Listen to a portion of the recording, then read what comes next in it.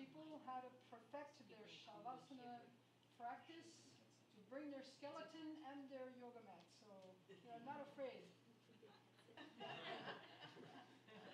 This was a preliminary. It's not on the. Yeah.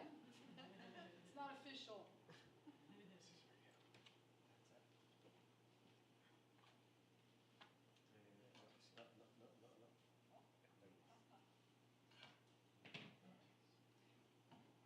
You got it on?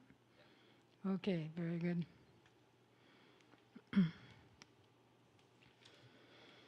So we have just heard that this is the end of the quiet season. So this is the beginning of the noisy season. I don't think he wanted to say it, but it's okay.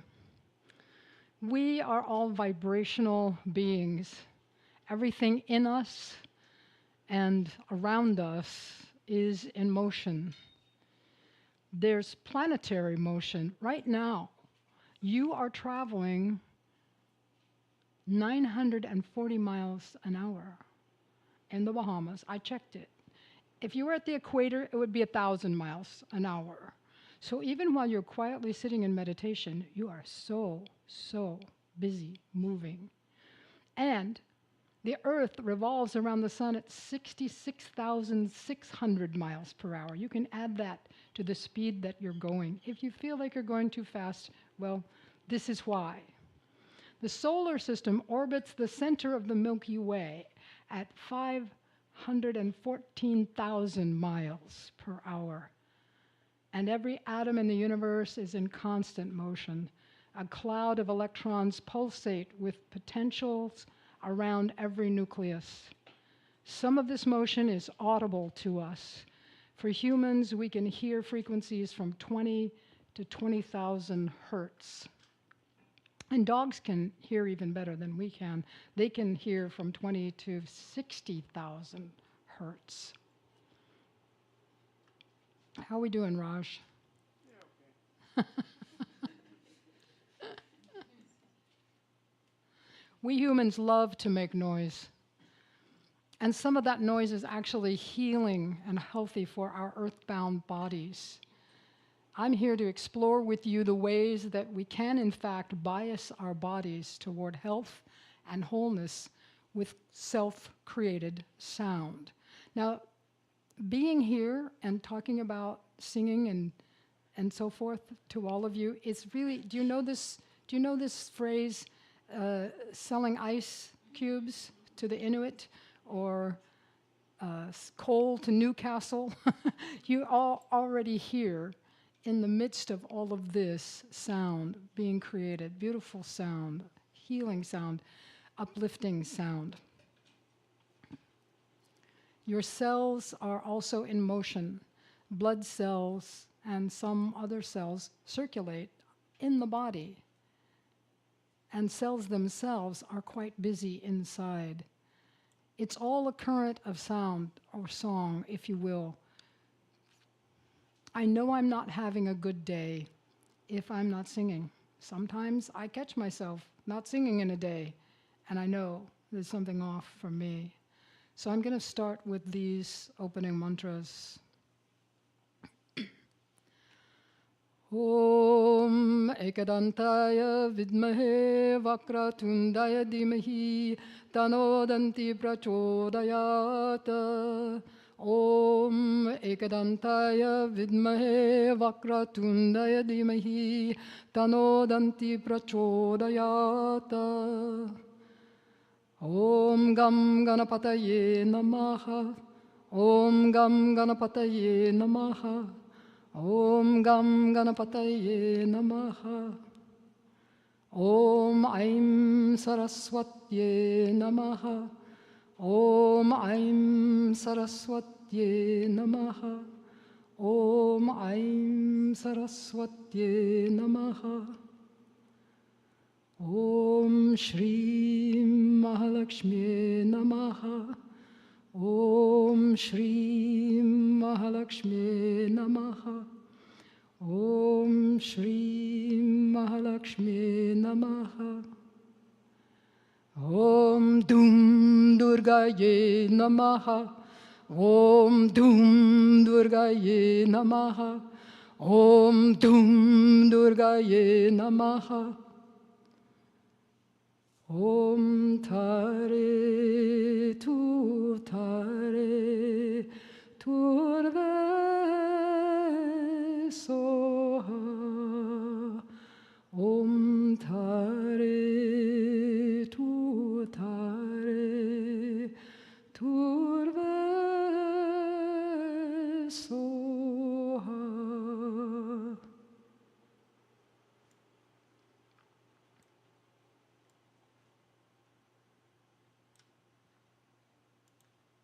Oh, and happy Halloween. I was told that you don't actually celebrate Halloween here at the ashram, but we did have that class today, so I feel so honored and pleased that we have perfected our practice of Shavasana with the help of Mohini and Sham. As yogis, we have no fear, because we all know already that we have skulls and skeletons holding us up.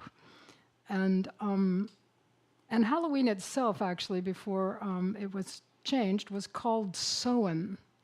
And it looks like Samhain here, but it really is pronounced Samhain. And Samhain is Gaelic for summer's end. So Halloween used to be basically a harvest festival where we had gathered everything in, and now we're celebrating the movement of the seasons. So this is a pumpkin that I carved in 2020 when we couldn't come to the ashram because it was COVID. And this jack-o'-lantern is gnawing on garlic, potentially to ward off vampires. Did I scare you?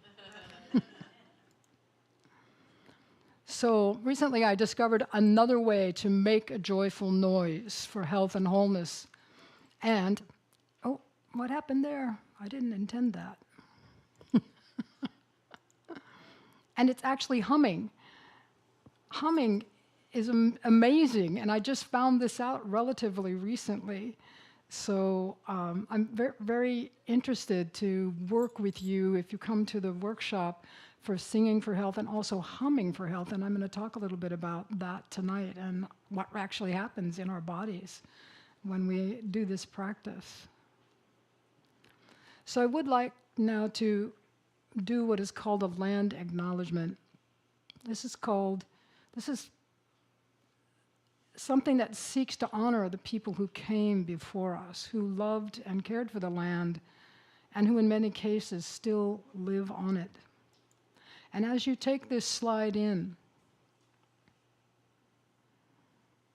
I would like to say I pay my respects to the Lucayan Triano peoples, the original indigenous folk who lived here in the Bahamas. I honor them and thank them for their care of this land. Though enslaved and removed, though many died, their bloodlines and their descendants still live and thrive on the earth. And as you can see, the Bahamas was deserted for quite a long time after their removal. When we come to a place, it's important and useful to pay our respect to those whose insight and inspiration led them to create it for us. Swami Sivananda of Rishikesh was the originator of Sivananda Yoga worldwide. His disciple, as many of you know, was Swami Vasudevananda, who founded this ashram, I believe, in the mid-70s. Now, I may have had that, I might not have that right. 68, okay, very good. And he also founded many other ashrams worldwide.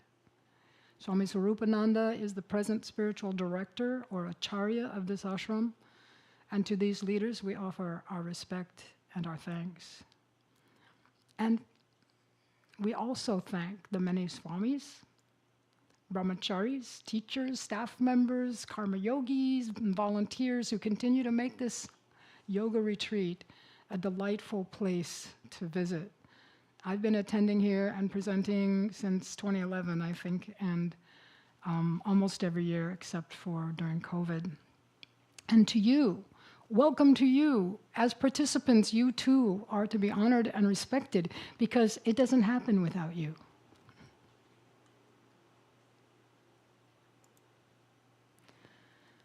So this is always a good question to ask. Who am I?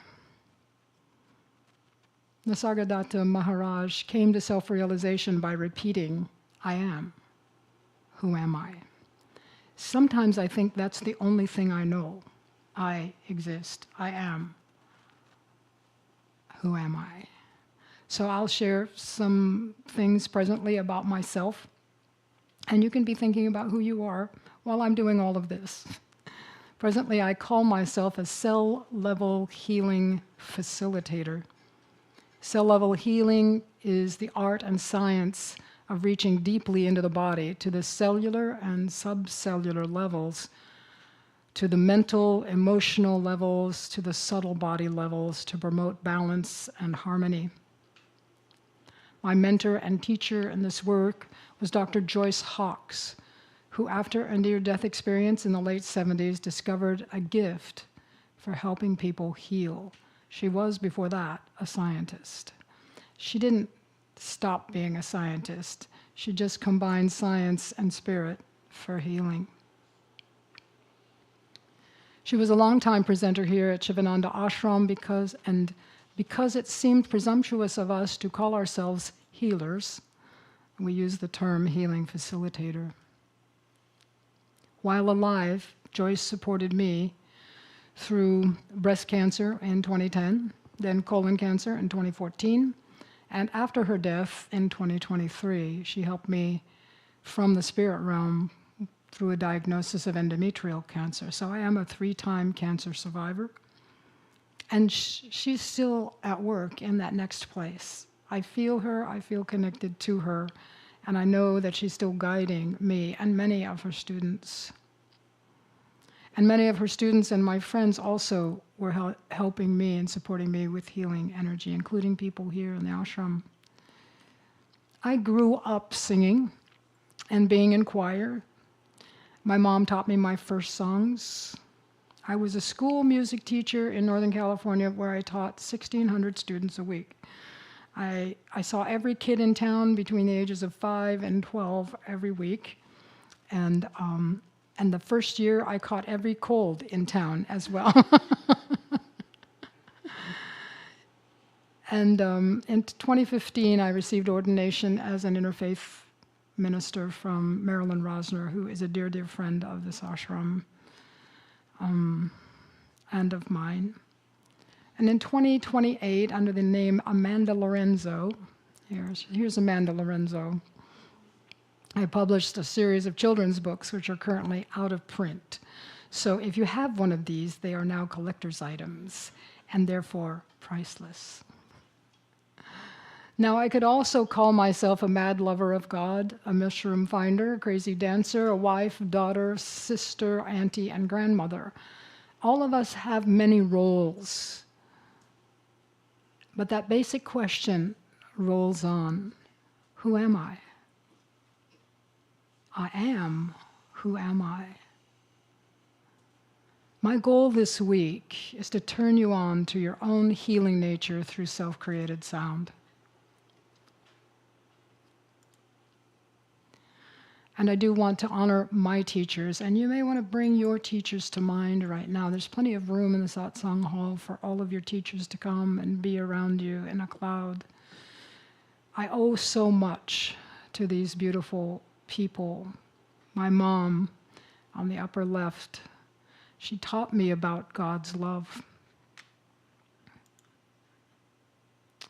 My 3 music teachers, I think, let's see here, Marion, Alice, and Bernice. This is not working. Come on. Well, anyway, they're right here. So in my hometown, they were like we called them the 3 ladies, and they were just amazing. I still sing songs that I learned from them. I met my guru, Swami Chidvilasananda, in 1988, just after my 40th birthday. And I still repeat the mantra that she gave me, and I still remember the teachings that I learned at her feet.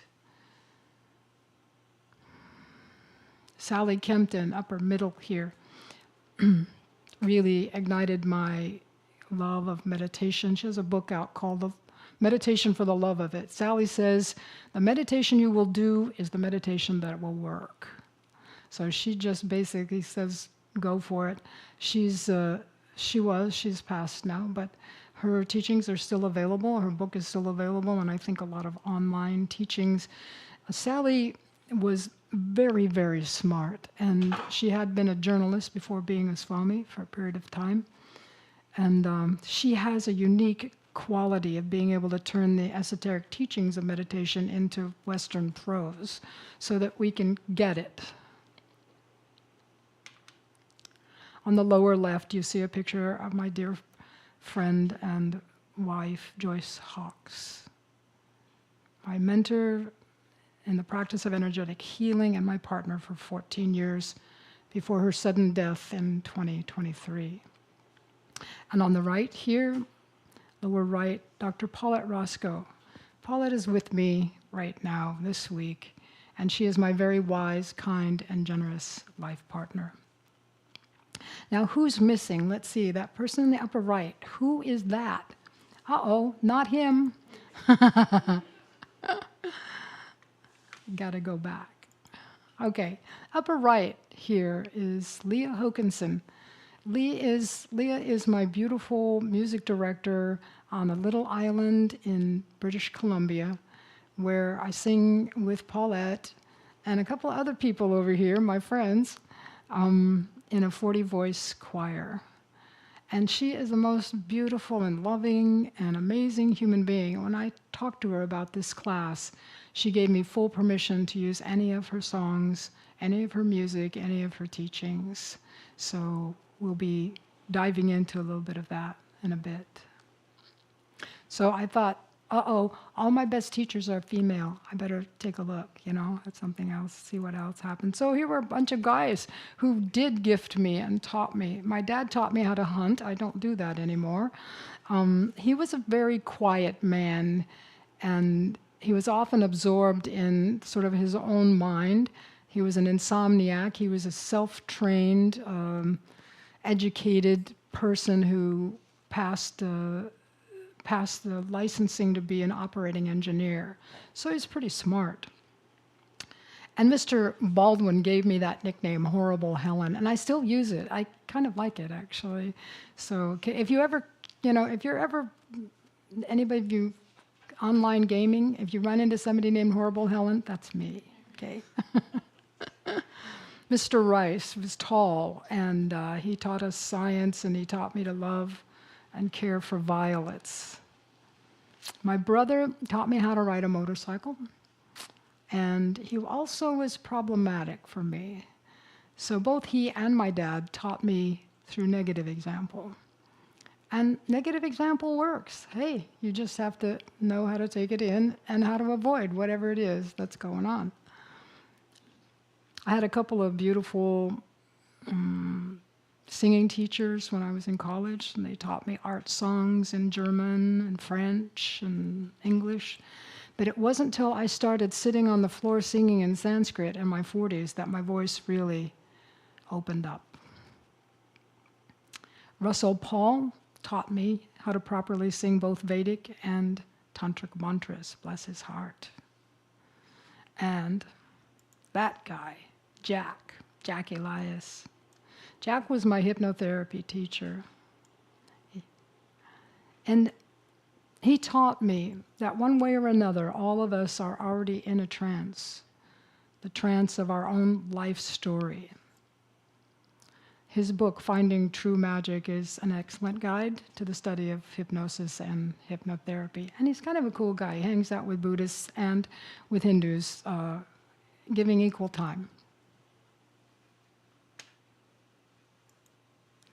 So this is a place that sings. We sing every morning, we sing every evening, we sing to wake up, we sing to go to bed. And the Hindu practices of spirituality have, for the last 37, been the central focus of my spiritual path. I begin my personal meditation practice every day with the mantras that I sang to you earlier. Lord Ganesh is a much-loved figure all over the world, as we've been hearing from stories. given to us by our dear Bhagavi Chaitanya. And here you see both his Vedic Gayatri mantra and also his Tantric mantra, which includes the Bija mantra, gum. Do you see that one? It kind of looks like gum, or sounds like. It's interesting, that short A sound.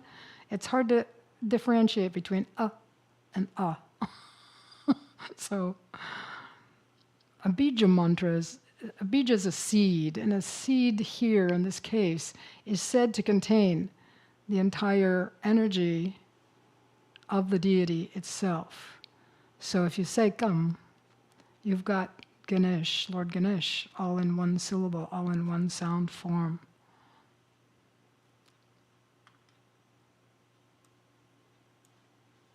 So why did I use two mantras for Lord Ganesh? What do you think? He is the remover of obstacles, right? And it seems like we have a lot of those in this era. So, two mantras sound good to me. He's also the Lord of the Threshold, and in India, his image is often placed over doorways. And as a side note, he's also the bringer of obstacles. So again, two mantras. It could pay off. The goddess Saraswati is the deity of wisdom and all of the arts. Sculpture, literature, music, graphic art. Her Bija mantra is Aim. It does look like aim here, so Aim. Just say that with me. Aim. I'm. And it reminds me, I'm Saraswati. Because when I sing these mantras, I'm not singing to something out here, hanging out in heaven or somewhere else. I'm singing to the one inside. These are aspects of the one, and each one of you also are that. So you am Saraswati, and also the others. The Tantric mantra to Lakshmi, Om Shri Mahalakshmiyai Namaha. Lakshmi is the personification of wealth, good fortune, beauty, and prosperity. Her seed mantra, Shreem. It sounds luxurious, doesn't it? Do you want to say that? Shreem. Oh yeah, it just rolls off the tongue. And the Tantric mantra to Durga is delivered with great force. You may have heard that, because Durga is the slayer of demons. So what demons are we talking about, you might ask? There are outer demons, energies that bring chaos and destruction, and also inner demons that cause us to go astray from our path. Addictions, attachments, past traumas to the body and mind can bedevil us. So these are the territories where a slayer goddess is very useful. Om, doom. Go ahead, say it. Doom. Yes, doom. Doom to the demons. And then Green Tara is a Buddhist deity of healing. I created the melody for this one, and I haven't been able to find out if Bija mantras are a part of the Buddhist tradition or not.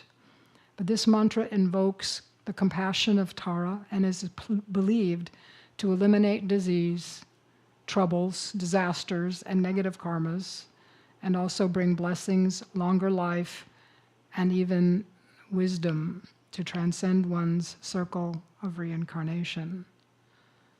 These are the beliefs. So I do have a word to say about beliefs, and I tell this to all my students, I'm telling you now, and all my clients. Don't believe a word I say. It's okay to laugh. The reason I say that is because in my estimation, belief is flimsy. There are still people on the planet who believe that the earth is flat. So what's better than belief, I think, is experience. And in yoga we say, the spoon does not know that the sugar is sweet. So if I say something that catches your attention or pings in your heart, then I'm hoping that you will not believe it, but pursue it and experiment with it for yourself to see that if it's true for you. Because otherwise, this is what we get. I demand the religious freedom to impose my religious beliefs on you. I don't want to do that.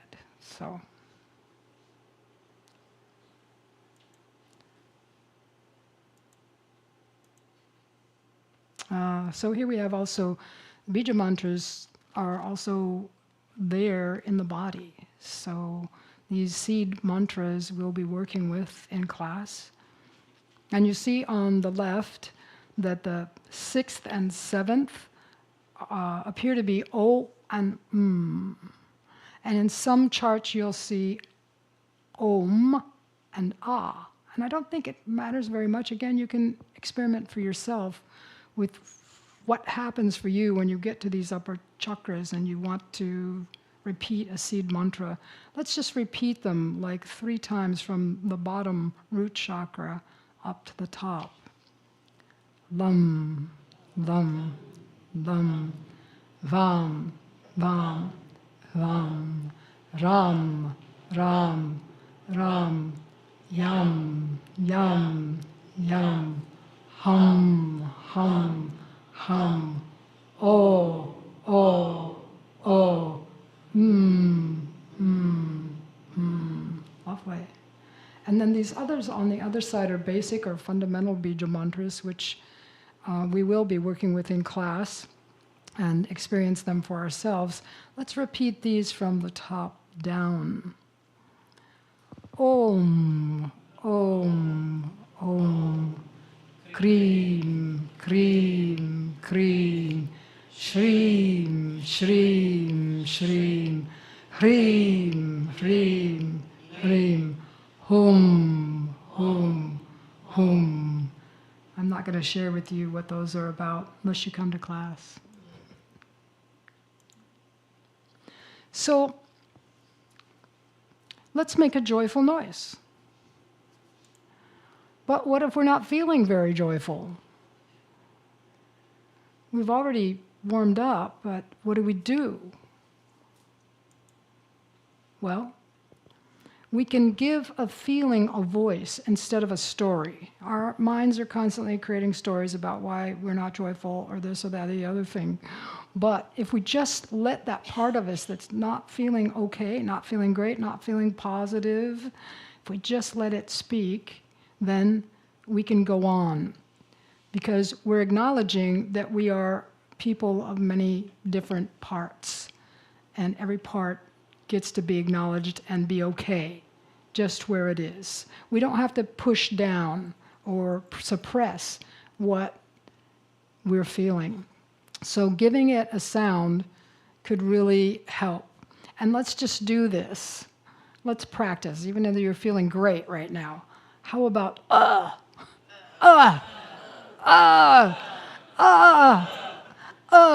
Okay, good. And ugh, ugh, ugh. Yeah. I love this next one.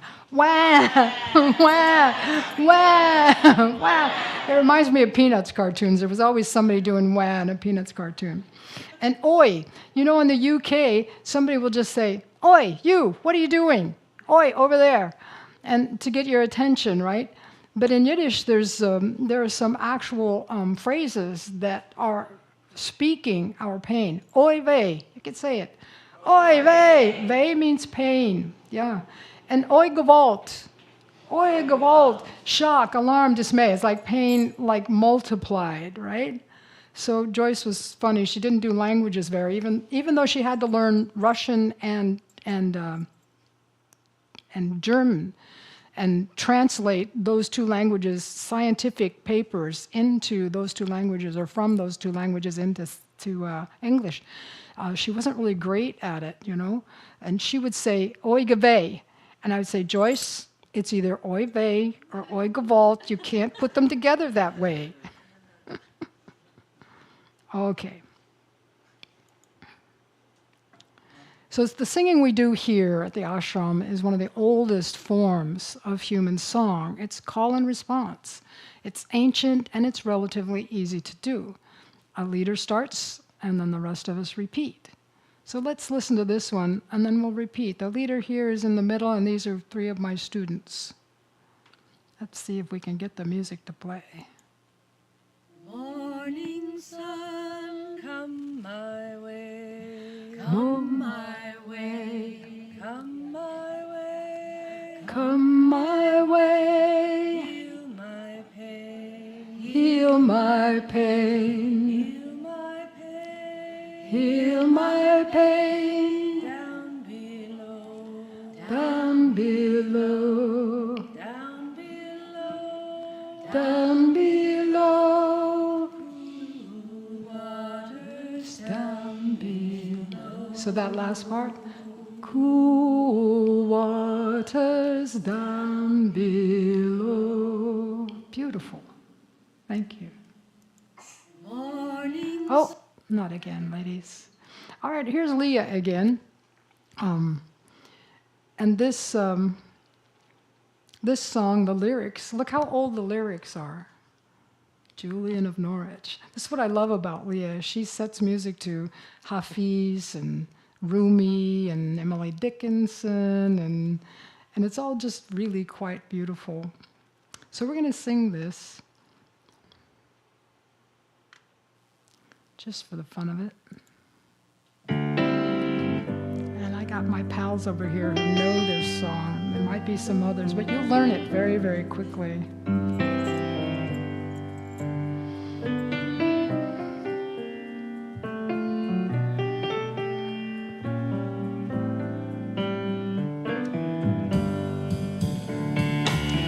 Where do we begin? Where do we begin? Where do we begin? Begin with the heart. Where do we begin? Where do we begin? Where do we begin? Begin with the heart. Where do we begin? Where do we begin? Where do we begin? Begin with the heart. You'll start to hear harmonies, and you can add a harmony too if you're brave. Or as Leah would say, just find some friendly notes that go along with the ones that you hear and add them. There's a couple of key changes in here too.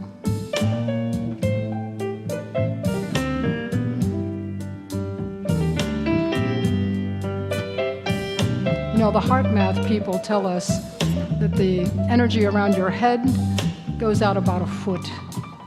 Energy around your heart, 5 feet. So we're all sitting in one another's heart space right now. Where do we begin? Where do we begin? Where do we begin? Begin with the heart. Where do we begin? Where do we begin? Where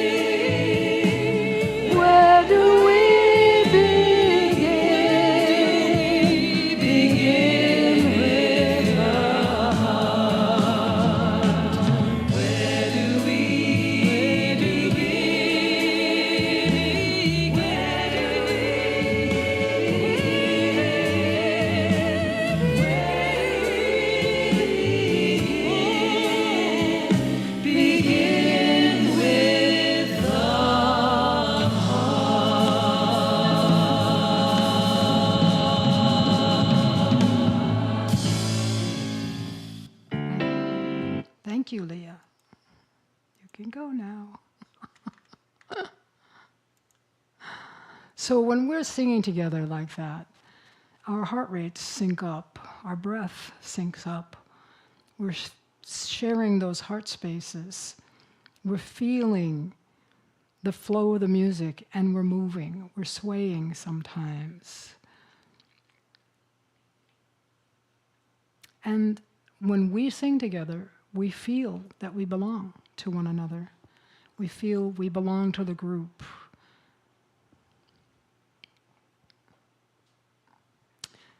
And you might actually say that singing is nothing more than prolonged speech. So I think if you can speak, you can sing. Some of you may not think you're singers, but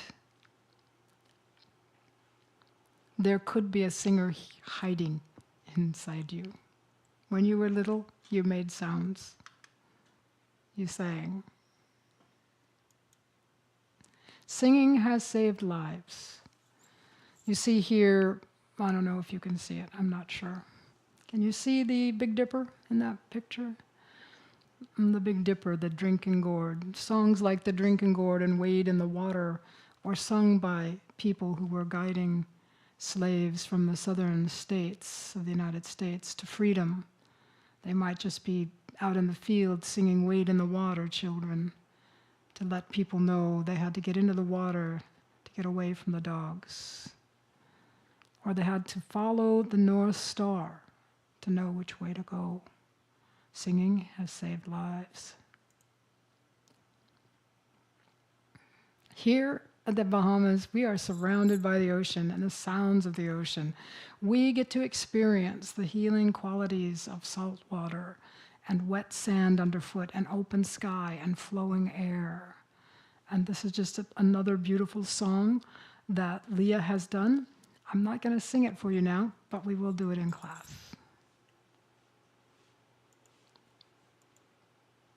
But I did say humming, right? Now, if you don't think you can sing, I bet you believe you can hum, right? Yeah? Okay. So let's figure out about what happens when we hum, because this is pretty amazing. I learned this recently in a class that Leah and her friend Lynette Jackson were teaching. The humming effect. They mentioned it in class the first day. And they said, oh, this book has been written by Andy and Jonathan Goldman. And I was like, this pinged in my heart, because I was here in the ashram and I met Andy and Jonathan here years ago. And here's this book that they've written. And all of the science of humming is here. All of the references, all the science that's been done to show what happens when we just hum.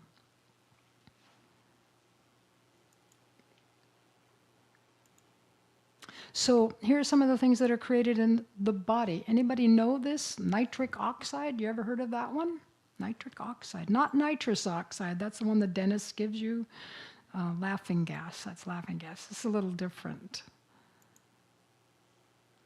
Your lymphatic circulation increases when you hum. Melatonin is released. Endorphins are created. Blood pressure and heart rate are regulated.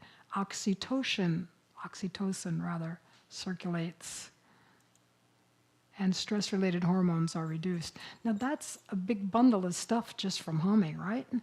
Wow. Let's just take a look at a couple of these.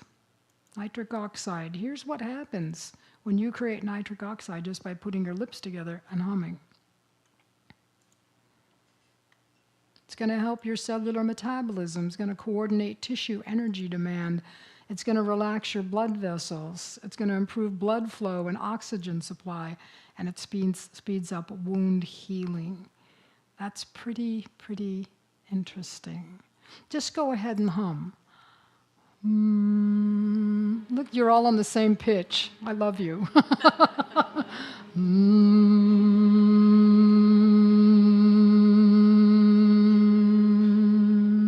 Okay, change the pitch now. Come on.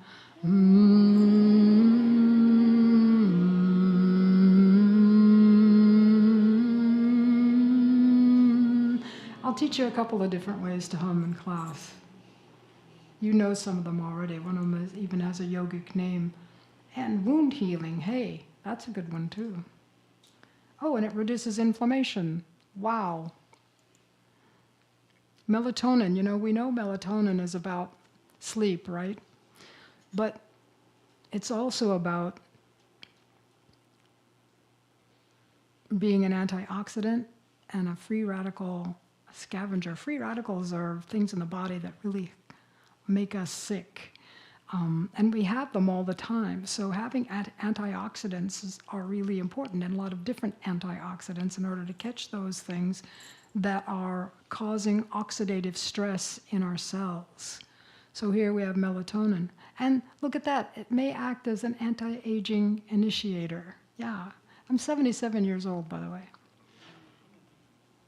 And I've been humming like crazy since I got this book. Okay, singing and humming stimulate the vagus nerve. Oops, I didn't want the deer to appear just yet. Oh well. So the vagus nerve is really cool. It descends out of the medulla oblongata. I love this word, medulla oblongata. You can say it, medulla oblongata. Yeah, it's back here, the back of your head. The vagus nerve is two parts. The ventral descends down into the body and touches pretty much everything there. So the vagus actually means the wanderer, so it's wandering throughout the body. When the front part is stimulated, we are in rest and digest. We are in the state we most want to be in. When the back side, the dorsal side, is stimulated all the way down the spine, we are in fight and flight. And you know what that means. We're stressed out.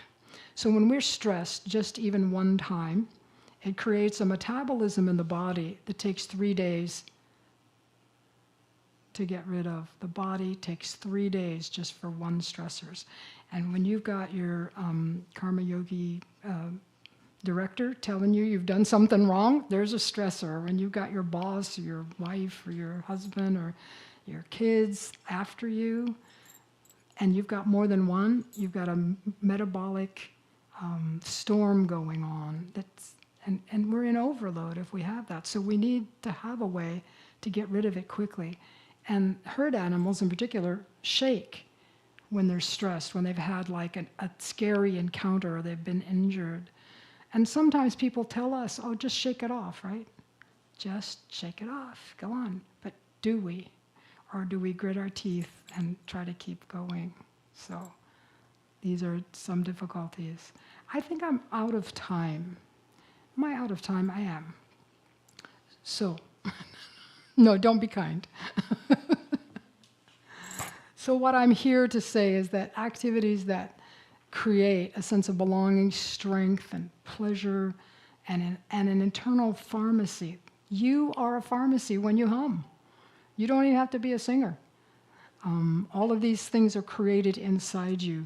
The melatonin that you create when you hum is more powerful than the stuff you can buy in the store. And humming has an infinite shelf life. So these are the things we're going to do in the next few days. I'll just whizzy on through here. The workshop starts tomorrow at noon. And these are the things that we're going to be doing. I will tell you the frequencies that kill cancer cells in vitro in petri dishes. And if you want to work with me, you can, but not while I'm here. So I have a website, and I would like to just close with this song.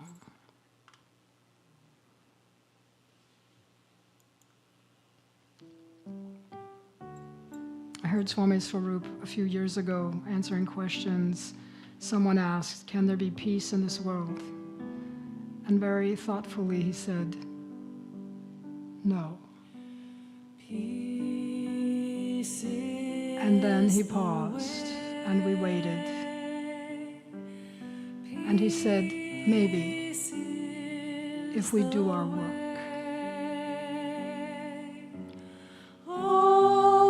Together we say, peace is the way. Peace is the way.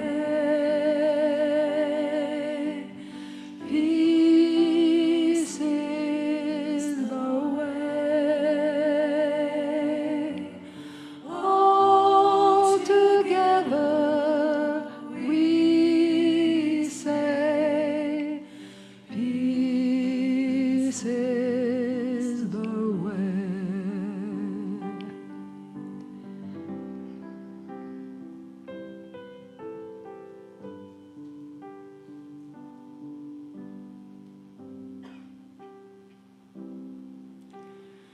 Peace is the way.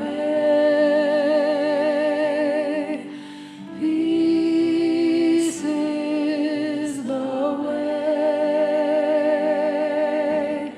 All together we say, peace is the way.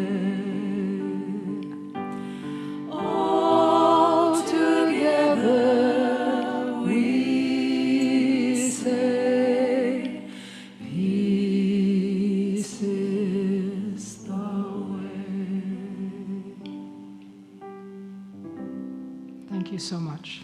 Blessings and peace.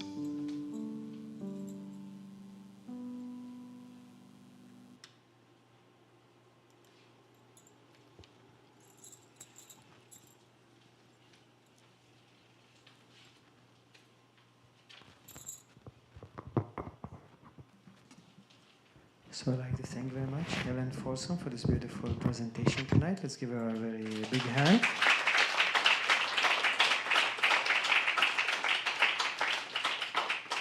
And Helen will be continuing.